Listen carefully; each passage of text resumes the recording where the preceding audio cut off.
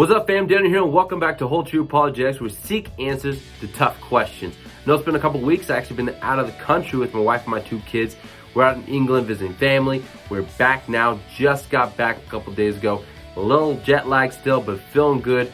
And I want to deal with one question today. The question is, does life have value? And if it does, where does it come from? Can you gain it? Can you lose it? So if you go and ask random people, if you go ask a random person or your friend or your family, whoever it is, you ask them the question, does life have value? You probably get them to say, yeah, life does have value. But you can't leave it there. You got to ask them, why does life have value? Why would you say life has value? Dig a little deeper. Then you start seeing why they think life has value. Some might say, well, life has value. Well, at least my life has value because of my job, or because of my family, or because maybe my education, or because of this thing I do, or because this project I have. You see, they start pointing to all these different things that we do.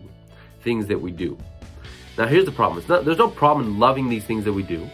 There's no problem in finding even value in some way in these things that we do. But the problem comes when we think that our value, our intrinsic value, and our worth and our dignity comes from those things. Because what happens if you find your intrinsic value and worth in your work, and then you lose your job, or you get fired, or you retire? Then do you now lose your value, dignity, and worth? No, because your value, dignity, and worth doesn't come from your work.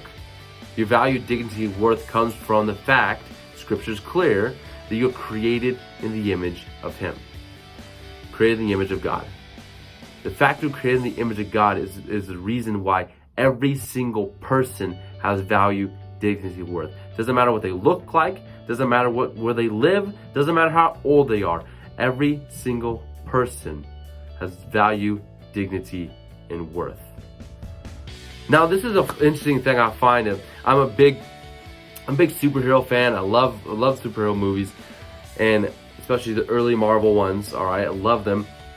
Now, something that you see all through them in the Marvel movies is, what's this common theme? Is this superhero, whoever it may be it Iron Man, be it Spider-Man, whatever it is, they're constantly seeking to save somebody else or a group of other people. All right, and many times it's saving super random people on the street, on a bridge, often bridges. All right, and they're saving them, and you're kind of on the edge of your seat when you first see the movie, on the edge of your seat, hoping he could do it, hoping they could save the people, and he often does. Okay, he's always saving the people.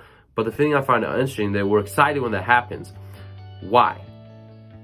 Because we have this understanding that each life has value.